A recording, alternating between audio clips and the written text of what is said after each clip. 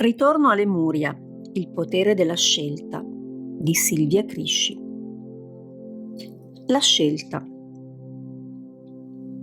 La prima scelta di ogni incarnazione ha luogo in uno spazio sospeso tra due vite sul piano fisico, dove con l'aiuto di entità e guide evolute programmiamo in linea di massima i punti fondamentali della vita che ci attende.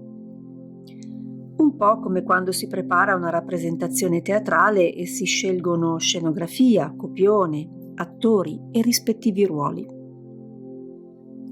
Il tutto deriva sempre da ragionamenti di tipo evolutivo, sia a livello individuale che collettivo, come gruppo di anime. È la scelta di tornare ad immergersi nella bassa frequenza della materia, con uno o più intenti, missioni e progetti da portare a termine, pur sapendo che non avremo alcun ricordo di tutta questa fase.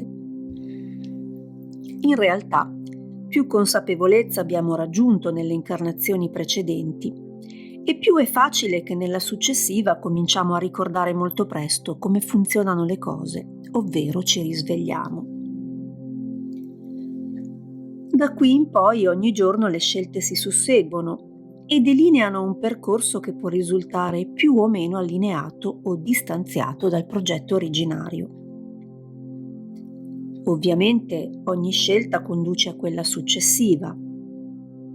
Ma qual è la vera scelta? La più importante. Seth mi ha parlato spesso di una scelta fondamentale, quella che è in grado di cambiarci davvero la vita e che richiede molta forza e coraggio. Scegli chi vuoi essere. Messaggio di Seth. Scegliere chi volete essere è fondamentale per poter dare una svolta alla vostra vita, soprattutto se non vi piace, non vi consente di esprimervi come vorreste e non sapete come fare per attuare un cambiamento. Spesso l'umanità si percepisce vittima degli eventi che capitano apparentemente ingiustamente e spesso senza una ragione accettabile. Lo stato di vittima ha una sua precisa frequenza, alla quale l'universo restituisce tutto ciò che le corrisponde. In questo tipo di frequenza è immersa costantemente molta parte dell'umanità. Gli eventi sembrano accadere a caso, le persone si percepiscono molto sfortunate e lo affermano costantemente attraverso pensieri e parole, senza realizzare che proprio il loro continuo lamentarsi è l'innesco per i successivi accadimenti in linea perfetta con i precedenti. Dovete sapere, e per fortuna molti di voi lo sanno già, che l'universo è perfettamente coerente nella sua restituzione di tutto ciò che voi trasmettete in qualità di immenso specchio.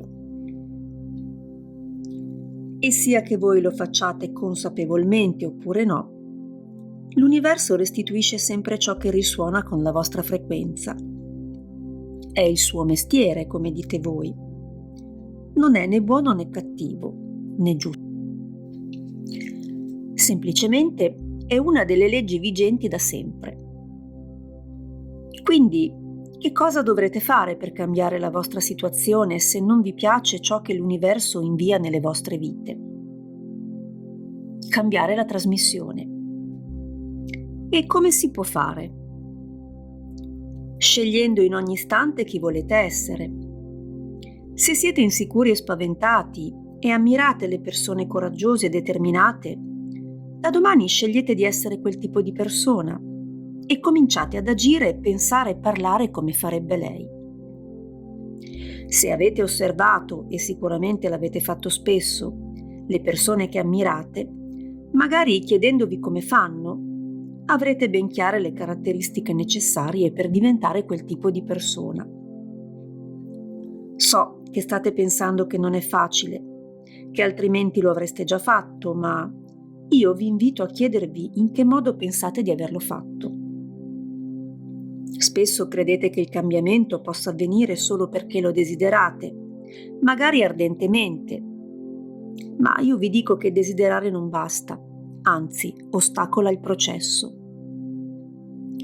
Considerate che la frequenza del desiderio di qualcosa è una frequenza di mancanza di quella stessa cosa, altrimenti non la desiderereste, giusto? E questo è già sufficiente a farvi comprendere perché molto probabilmente, anzi quasi certamente, la mancanza perdurerà nelle vostre vite e ciò che desiderate non arriverà. A questo punto è chiaro che solo desiderare non basta, anzi è controproducente. Allora come dovremmo fare? Direte. So che lo state pensando. Agirete esattamente al contrario, cioè partendo dal risultato.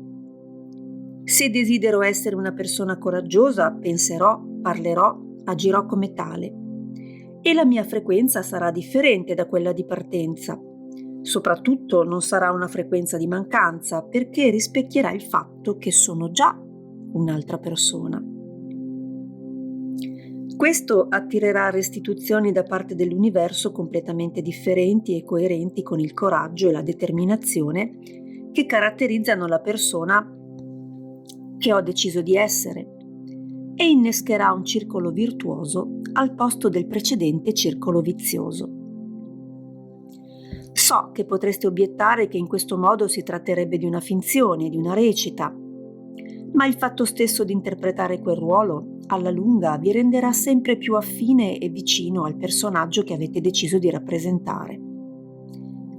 E siccome vivere come lui vi farà stare bene, non avrete alcuna difficoltà a trasformarvi lentamente nella persona che avete scelto di essere. In ogni caso, tutti voi non fate che recitare ruoli per tutto il tempo, per cui che male c'è a cambiare personaggio? L'universo conferma la nostra frequenza costantemente e desiderare, sperare, provare non hanno la frequenza adatta per un cambiamento, perché partono dal presupposto che il risultato che vorremmo raggiungere è lontano da noi e chissà se mai ci riusciremo. Cosa ne pensate? Credete di poterlo fare da domani oppure tra 10 anni? Il tempo non è importante, perché da questo lato del velo non esiste per come voi lo intendete, e per questo motivo l'universo non si stanca mai e ha tutto il vostro tempo del mondo. Come sempre tutto parte da voi, e questo è il bello o il brutto di come funzionate in relazione all'universo, a seconda che lo riteniate una rivelazione facile oppure difficile da mettere in atto. Ma anche questa è una vostra scelta. Cosa sceglierete? Accenderete la luce oppure resterete al buio?